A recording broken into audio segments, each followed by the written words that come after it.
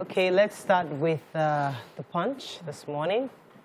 El Rufai, all the APC governors lose out. Buni meets Buhari and returns today. Most port scanners are obsolete, says Customs CG. Soldier beats Ondo 69-year-old artisan to death, over 7,000 naira. There were marks of injuries on slain OAU student's body, says pathologist. Tinubu berates presidential aspirants over defection cells bid at National Assembly. Ondo shoemaker claiming self-defense stabs landlord's son to death. Can you imagine? Yoruba Nation, Akintoye, others ask court to stop Ekiti and Osun polls. National Assembly proposing criminalizing illegal connection, meter bypasses NERC. Blackout, FG blames gas shortage, vandalism, OK's 40 billion naira for discos. Finally, NJC places judge on watch list, warns another for misconduct.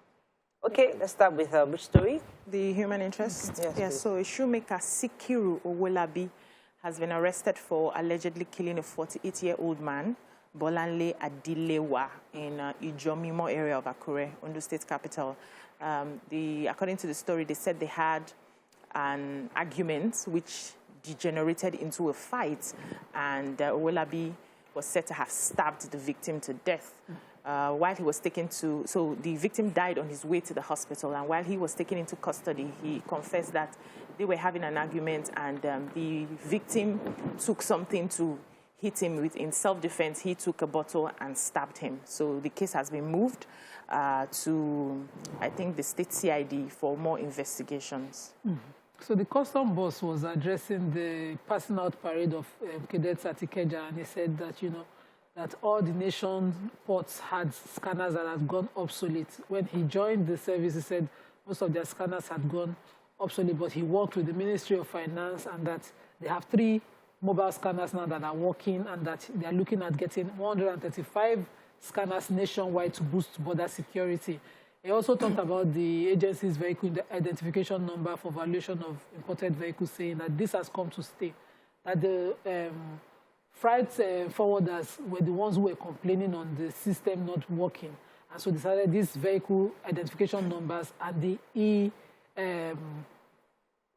e-customs platform, which is his baby, and that these 2 systems have come to stay, and they're not going anywhere. He's hoping that they improve on them, and anytime soon the port will receive the 135 more scanners. Okay. But the freight forwarders went on strike, and this sort of stalled activities at the ports because of the e-customs and the vehicle identification number issue. Okay, so I think they should just iron out whatever differences they have. Okay, let's speak about that. Yeah, we have this, the National Electricity Regulatory Commission has asked consumers to know what their rights and obligations within the sector is, and that this will help strengthen business relationship between the discos and consumers. The Commissioner for Consumer Affairs, her name is Aisha Mohammed. She also said that the Commission has developed the meter asset provider and national mass metering regulation to effectively close the metering gap. But she also had, other information. She said it has been reported by distribution companies that at least 4 in every 10 prepaid meter has been, tampered with, bypassed, things like that. And so there are going to be sanctions going forward that NERC is putting forward. And even the National Assembly is considering criminalizing the bypassing and tampering of meters, so illegal connections to bypass, metering. So for Nigerians, be careful when you are found. There's no more business as usual, just shouting. They will actually lock you up. As of 3 or 4 years ago, where we had I had a bypass issue, I had to pay 70,000 naira. Good. So I'm surprised that, I thought it was still... Maybe now they will give you a jail term or something. Yeah. It's 500,000 now. Oh, for real? This is about 3 or 4 years ago. Okay, so Yoruba Nation, right, 18 Yoruba Nation self-determination activists have filed a suit, 2 separate suits, one in Ado Ekiti and the other in Osun State, stopping the forthcoming governorship election in both states. Their suit is on account that the current 1999 constitution is illegal, invalid, and of no referendum effect because there was no referendum that was conducted before it was enacted. So if they get this this suit is allowed to go through successful, then they are bought. But I'm worried that they are bought the elections. It's going to affect all the entire system we have. So it's a really ambitious lawsuit, but we'll see how it turns out. Let's move on to the nation. Buhari to APC governors, Buni remains party chair. Senators, reps pledge support for Tinubu. PDP NEC fails to okay zoning. FG to stop payment for unused electricity. Yoruba Nation at Jesus files suits to stop Ekiti and Osun polls. Malami, we are seeking option on Electoral Act. Lautech alumni reject Makinde's move to rename Varsity. Okay. Let me take the Alumni Association of Ladoke Akintola University, Lautech Ogbomosho. So they're rejecting the change of name from Lautech to Lao. And the governor of the state, they said since the university has become, Oyo State has sole ownership of their university now. They are looking to change it to Lao. In fact, the bill has passed second reading at the National Assembly. And the reason for the change, the governor says, is to allow for the university to also provide other humanities, he said, courses in humanities and other fields. So with Lautech, it was, technology, but now it will be able to provide all, other courses as well under humanities. And the association, that's the alumni, is saying, well, this is going to cause a lot of problems for those of us who have left the university. It will cause a lot of problems for us at work because the names will now change. And I don't know if that is a valid concern. I don't know. Wow. It is. So, when they wanted to turn them to Moshood Abiola University. All right, so which other story? The government stopped payment for unused electricity. So the chairman of the Nigerian Electricity Regulatory Commission, Sanusi Garba, says that he was trying to explain the 1.6 trillion naira debt, saying that these were the debts for unused electricity that they're asking the government to pay on behalf of the discos. He says that this is a totally infrastructure matter, it's a technical issue. Their inability to pay is also a technical issue. Then he comes and says that if a generation company has effective power purchase agreements that provides for payment of certain level of capacity, then there is an obligation to pay. And that a number of generation companies, however, have no effective contract that guarantees the payment of the so-called unutilized capacity. Then says the good thing is that we are gradually migrating to a point where the generation plants will have the capacity to pay, to capacity payment being somehow delivered along the value chain. I'm hoping that this means that the infrastructure that we need is installed to distribute it so that we don't have unused and then we then have to pay for the unused. All right, but if we don't distribute it, don't push the burden on the masses by increasing tariffs. And you also mentioned that tariffs will continue to go up and come down based on factors like, foreign exchange increase.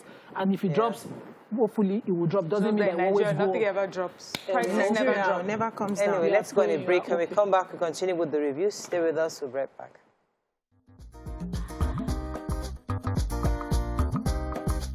Stay tuned. Your View will be right back. Thanks for staying with us. We're still reviewing the papers. BC had a story, Nation? Yes, so members of the People's Democratic Party, PDP, said they will wait for more time to know when the region which region will produce the party's presidential candidates. They had the National Executive Committee meeting yesterday, which also ended without them deciding whether to zone or not. And at the end of the day, the party resolved to set up a 37-member committee to make recommendations on the issue of zoning. And the members of the committee will be raised from the 6 geopolitical zones. They'll be given just 2 weeks to submit their reports, then they can move on from there. However, the fees for expression of interest and nominations for all forms of executive positions are out. And I want to quickly say what they are. So for the presidential candidates, it's at 40 million to 5 million will be to express your intention, and then 35 million will be for the ticket itself. I think the fees for governorship is 20 million, 1 million to express, that's 21 million. Senatorial aspirants will pay 3.5 million. The 3 million is for the ticket. 500,000 naira to Express. Okay. They also went ahead to say that for House of Assembly, you pay 1.5 million, 1 million for nomination, 500,000 for expression. And they are giving a 25% discount to every young person from 25 years of age to 30 years who is interested in any of the positions. All right, so the presidential aspirant, Asiwaju Bola Ahmed Tinubu, has taken his campaign to the National Assembly. He was there yesterday where he said he's the most competent Nigerian in the race with a proven track record in both the private and public sectors. According to him, he's been able to grow Lagos from the dirtiest city in Africa to a mega city. And the president, he also said that he was seeking to take over from Buhari, not to step on his toes, but to actually take over from him. He added that he was trusted with increasing the internal revenue of Lagos State from 600 million naira, and right now it's about 40 billion. And that's it. And he has the most experience to do that. And he said also, democracy is not adversarial. It is when you have both the collaboration of the legislative and executive. And yes, he was also praising the legislative for the job they've done so far, saying that he's seeking their support on his ambition, that he has already spoken to the president, and the president already said, we'll support you the best we can. So while you were reading this, a song came to mind. Everybody blow your trumpet. At this time, he has better blow your trumpet. Because interestingly, there's a lot of things to be blown, but nobody really says anything. Moving on now to Daily Sun. PDP to pick presidential candidates on May 29th. We talked about that. Senate passes Money Laundering Act Amendment Bill. Ohaneze insists Southeast will not accept the vice president's slot. Marketers Airlines dialogue over aviation fuel price hike. Buni gets Buhari's full backing. Lekki tollgate reopening holds as scheduled, says LCC. Judicial misconduct, NJC wants 2 judges, places one on watch list, and the other recommends appointment of 6 court heads. Government explains national grid collapse, and Osun Ikitiguba polls Yoruba group moves to stop election and sues INEC and Attorney General Federation. Okay, which story are we starting with here? NJC. So the NJC has issued 2 warning letters to 2 justices. One is the Justice Muawiya Baba Idris of the High Court in the FCT. He's supposed to have, not conformed with some of the court procedures in the orders that he signed. And also the other is Justice M. Ladan of the High Court of Kaduna State, also found for doing something not in line with the procedures also. And they also found, recommended in positive news, 15 successful candidates as heads of courts, and the list of all the heads of courts made the news also. So that's it. Yeah, so Major Oil Marketers Association of Nigeria, MOMAN, have opened talks with domestic airlines to end the crisis in supply of aviation fuel to the industry.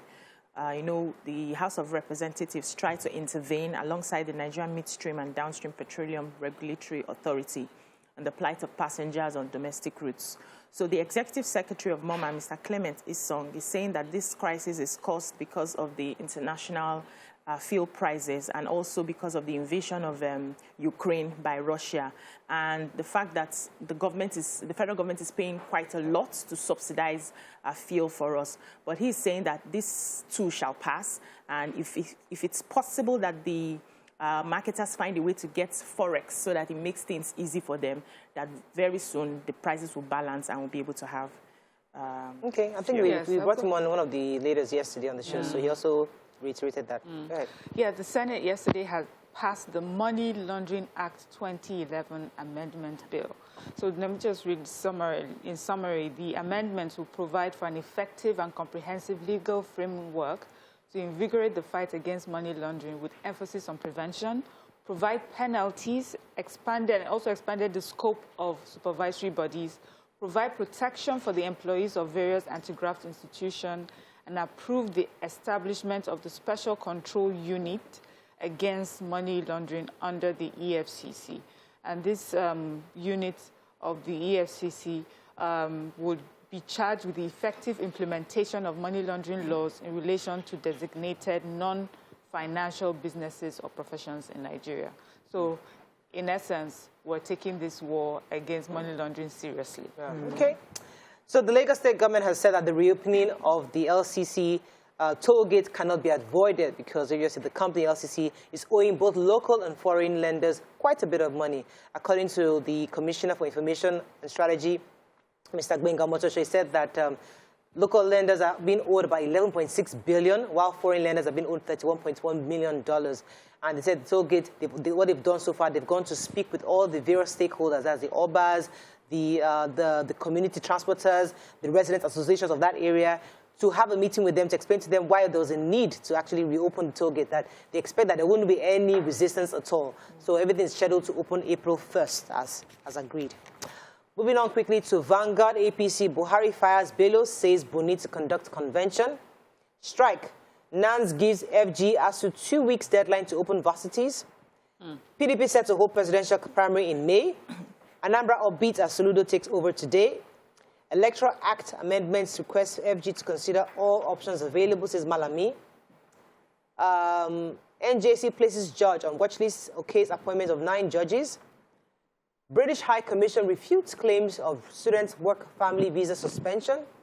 An energy crisis, Buhari apologizes why crisis may linger by industry leaders. Okay, let me take the British High Commission. So I took the story yesterday where it was reported that the British High Commission was suspending visa applications to the UK. That's those who were let me get that right, student work and family visas for Nigerian applicants. But the British High Commission has refuted that claim. He said that is not what they're saying. That what they're saying is that there's a reprioritization of resources in response to the humanitarian crisis in Ukraine. And so what that means is that all the services that the UK VI expedited, added value, priority, and super priority visa services are the ones suspended, not that you cannot apply for any of the student, family, whatever visas, just that the special applications are put on hold because of the humanitarian crisis in Ukraine. Oh, okay. So in Anambra today, whoop, whoop, today they're swearing in the governor, Soludo. You know, we'll be celebrating him. Mariah's governor. After Sawolu, please. Yeah. But yeah, so we're so excited for the people of Anambra State today to be swearing in their governor, who is a professor of economics and consultant to many world bodies. This is a man who knows, and we're expecting that indeed he knows. Expectations are so high. Please, but obviously, as expected, he didn't want this ostentatious event that they use, that people just fantastic. Want to calm, cool, so the celebration is going to be very, very minimal. I think they were very, very selective in who was going to be attending this event. And also afterwards, I read that he's going to drive to Okpoko in Ogbaro local government area, which is one of the worst slums in the country. He promised that during his electioneering campaign that he would clean up that area and make it habitable. So that'll be one of his first stops after his inauguration. Listen, Governor Soludo, we wish you the best. We are rooting for you. We're rooting for people of Anambra State. We pray that this indeed is the governor you've all been waiting for, and the governor that will be able to celebrate. Yeah, so it promises to be, but I love the fact that inauguration straight to work. Yeah. Usually the old day we are still still dancing, celebrating. There's work to be done, honey. So I'm so happy for you. Congratulations to Governor Soludo. I can't wait to have him on the set, Yeah. So it's good to have him. Yeah. Okay, Nigerian Tribune. Are you sure there's no story we've missed? No, don't worry, we can take it here. Can take it somewhere else, okay. APC crisis, let's find a story we have not taken. Nobody took Buni. Buni has assumed office, so Buhari has given him the approval. So we'll be talking about it for a while. Anyway, NJC issues warning to 2 judges. I took the Ekiti story already. PDP opens presidential race, fixes 40 million naira for forms. Soludo to be inaugurated as an Anambra governor. There's no other story now. FG wants TikTok to suspend accounts of Nigerians promoting fake news and rituals. NANS give FG ASU 2 weeks to end strike. Okay. So the National Association of Nigerian Students, NANS, have given the federal government and ASU 2 weeks deadline to resolve the differences and return students to the classroom. You know that they were really upset that ASO had to extend the strike that they had.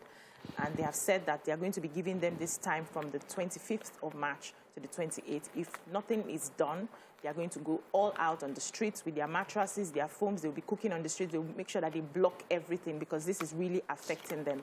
So and sad. they are also calling on religious leaders and other institutions, especially former presidents of NANS, to come out and appeal on behalf of the students so that they can get back to class. Hopefully, Yes. Let me take the TikTok.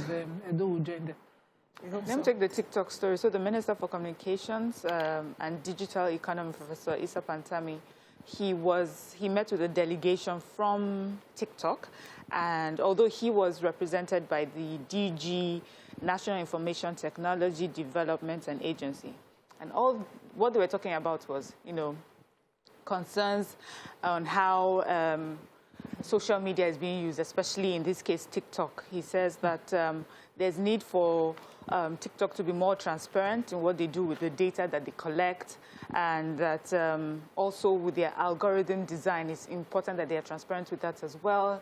He talked about things that are illegal offline should also be illegal online. So some people are able to carry out crimes online and get away with it because there's no proper, you know, regulations. And then he said that he also, of course, talked about what was done with Twitter. So he was asking that an office with TikTok also should be open here. Wow. And, you know, just so many other things that were important, especially when it comes to crimes.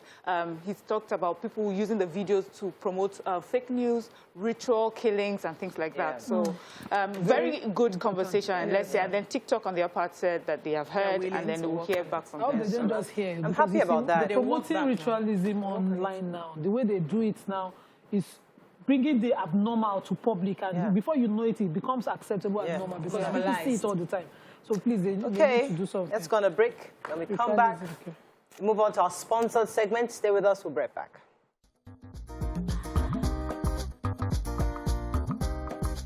Stay tuned. Your View will be right back.